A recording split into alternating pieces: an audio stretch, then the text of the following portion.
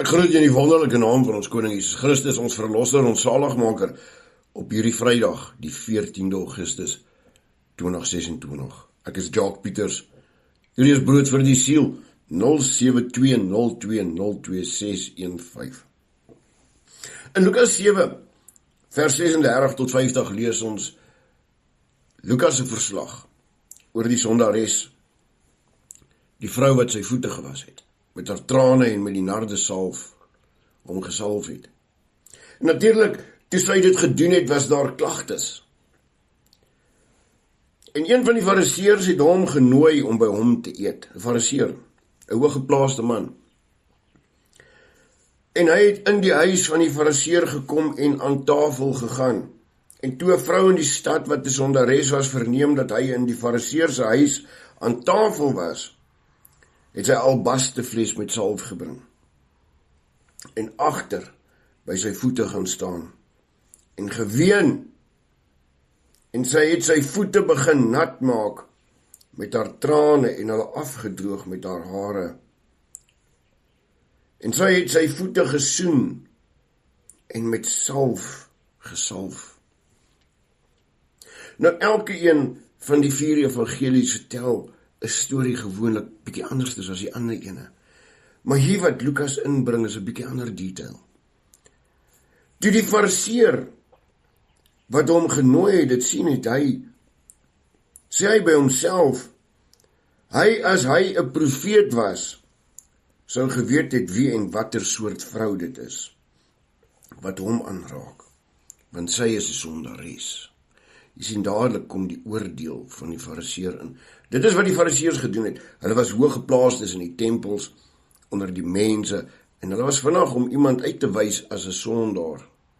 En hier het hy nou in sy gedagtes gedink, as Jesus regtig 'n profeet was, sou hy mos nou geweet het wat se tipe van 'n vrou was dit.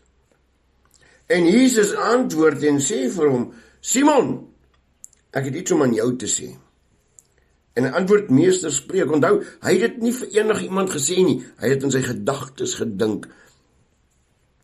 Hy sê, toe 'n sekere geldskieter het 2 skuldenaars gehad, die een het 500 pennings geskuld en die ander 50. En omdat hulle niks gehad het om te betaal nie, het hy dit aan albei geskenk. Sê nou, wie van hulle sal hom die meeste lief hê? En Simon antwoord en sê, ek veronderstel die een aan wie hy die meeste geskenk het. En hy antwoord hom, jy het reg geoordeel. Daarop draai hy om na die vrou en sê vir Simon, sien jy hierdie vrou? Ek het in jou huis gekom. Water het jy nie vir my voete gegee nie, maar sy het met haar trane my voete nat gemaak en met haar hare van haar hoof dit afgedroog. 'n Soen het jy my nie gegee nie, maar sy het vandag, vandat sy ingekom het, nie opgehou om my voete te soen nie. Met olie het jy my hoof nie gesalf nie, maar sy het my voete met salf gesalf. Daarom sê ek vir jou, haar sonde wat baie is vergewe, want sy het baie lief gehad. Maar hy vir wie weinig vergewe is, het weinig lief. Onthou, daar's 'n storie wat Jesus ook vertel het. In Lukas 18, vers 9 tot 14, gelykenis van die fariseer en die tollenaar, waar die fariseer eintlik die tollenaar beledig in sy gebed. Want hy het gebid, die fariseer het gebid en gesê, o God, ek dank U dat ek nie soos die ander mense is nie, rowers, onregverdiges, egbrekers of ook soos hierdie tollenaar nie. Ek was 2 keer in die week, ek vas 2 keer in die week, ek gee 10des van alles wat ek verkry, en die tollenaar het ver weggestaan, en wou selfs nie sy oë na die hemel ophef nie, maar het op sy bors geslaan en gesê, o God, wees my sondaar, wees my die sondaar genadig. Jy sien, wanneer ons herken wat ons verkeerd doen, wanneer ons bely wat ons verkeerd doen voor God, en nie met 'n hoogmoedige hart na hom toe gaan nie, dan sien hy, dan sien hy ons harte. En dit is wat Jesus gedoen het met hierdie vrou. Hy het haar hart gesien. Sy is die een wat gekom het en sleg gevoel het en dankbaar was oor haar verlede vergewe is, terwyl hierdie fariseer in wie sy huis hy is, geen moeite gedoen het regtig nie. Jy sien, die fariseërs het dinge gedoen om gesien te wees, om gehoor te wees, want hulle was hoogmoedig. Maar hierdie vrou, soos wat Jesus hierso sê, ek sê, haar sondes was baie, en dis vergewe.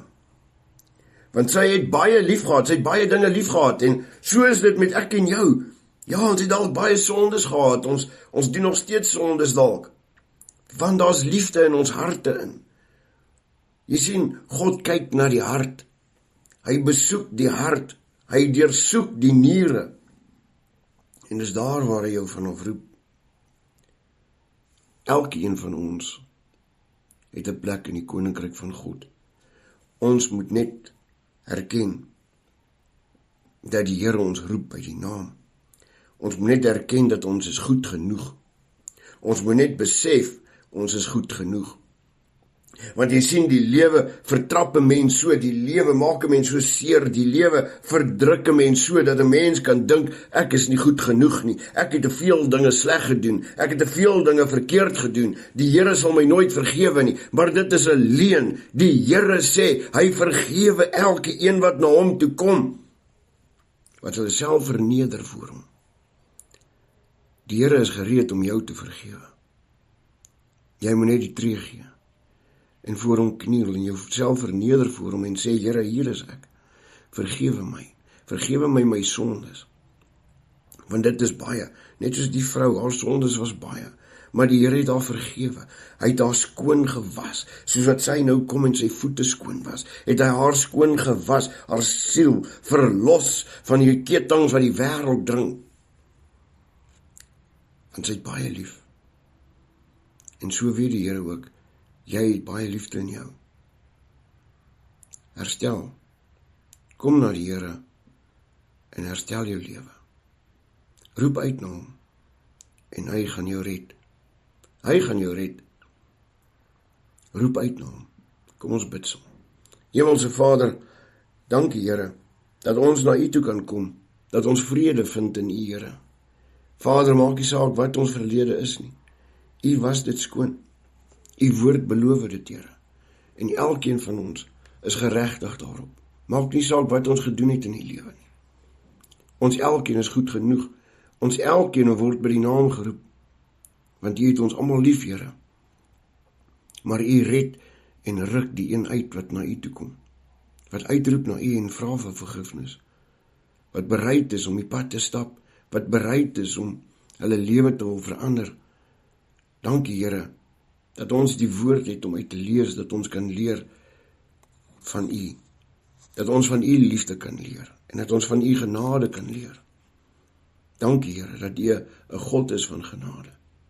Dankie dat U ons vandag die kans gee om ons lewe te verander. Dankie, Here, in Jesus naam. Amen. Onthou, lees jou Bybel self, sodat die wêreld jou nie mislei nie. Groete.